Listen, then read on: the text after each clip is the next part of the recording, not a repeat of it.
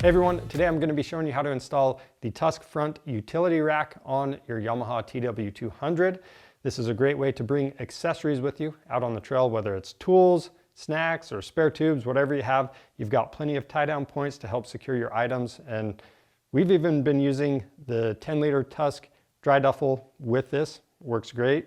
But with that being said, you have two mounting options. You can go above the headlight or below it. We're going to show you both ways to get this mounted up. And there's some differences with the bikes that have drum brakes versus disc brakes. So we're going over all of that today. It's a simple install. Let's go ahead and get started. To get this done, we have everything laid out in order. Right here we've got the front rack, the vertical mounts, and the support arms. As far as hardware goes, it comes with 2 longer bolts, 6 shorter ones, and 6 nylock nuts. The 2 bigger spacers are going to be used on all machines. The shorter one is only going to be used on bikes that have the drum brakes. Other than that, we're using 10, 12, and 13 millimeter combo wrenches and sockets. We've got a torque wrench and safety glasses. So at the bike, the first step is to install the vertical mounts.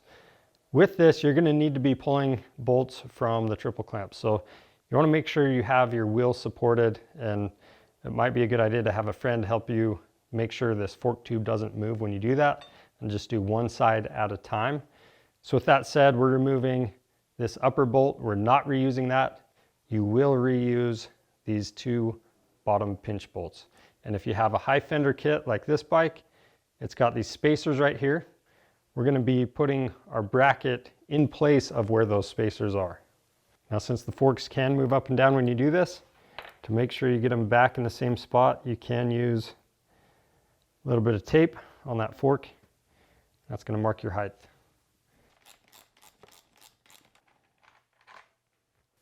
So we've got the longer bolt from the kit.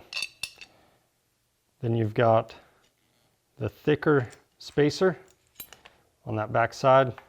This hook, that's facing the front of the machine. We'll thread that in place. And we've got the lower pinch bolts.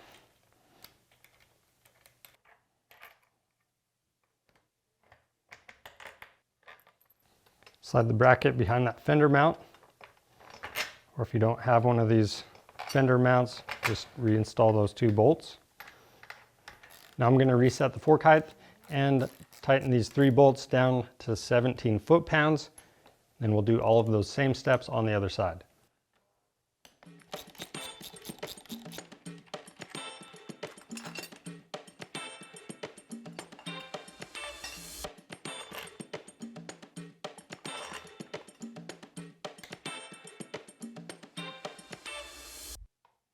Now for the front rack, I've got a towel on my high fender just so it doesn't get scratched up, but all you need to do is line this up with the lower mounting holes in the vertical mounts.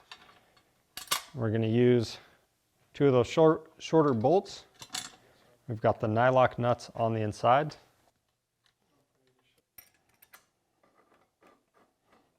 Then 2 of those short bolts through the support arm, 1 through that slotted hole at the bottom, and 1 on the upper mount at the top.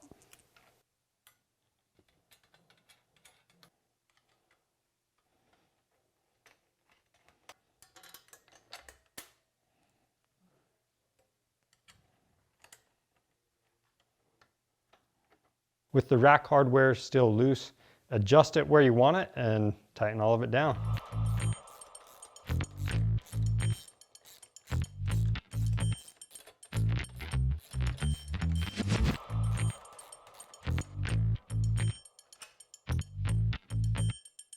Now for the upper mounting location, there's a few differences. So one of the differences is you're going to install one of the bolts on each side for the front rack at the same time you're doing the vertical mount. And when you do that, it's not a bad idea to cover up the headlight just with a rag, make sure it doesn't get scratched up. And we've already done those lower pinch bolts. So the front rack, it's going to sit on the outside of that vertical mount. Then you've got the big bolt. Then the spacer is still going to go between the vertical mount and your triple clamp.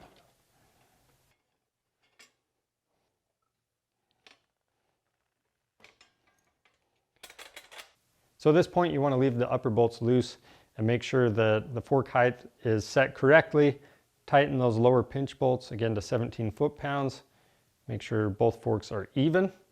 And then we've got the support bracket. So it's the same thing.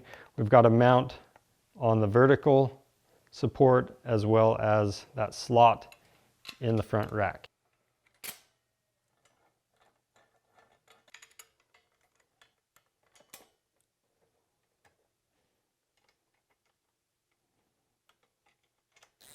And then with all that hardware loosely installed, go ahead and tighten everything down. And again, these upper pinch bolts are going to be torqued to 17 foot-pounds. Now I'm going to remove this rag and just make sure the front rack is not pushing on the cover anywhere, and you're good to go. Now if your bike has drum brakes, installation of the utility rack is going to be almost exactly the same, except you're going to have two cable guides that need to be flipped forward. Just like that. So to get those to flip forward, you're going to have to disconnect your brake cable. And when you disconnect this cable at the perch, not a bad idea to see how much free play you have right now, and then reset it to that same spot. Or you can use the stock spec of 2 to 4 millimeters of free play right here at the end of the perch.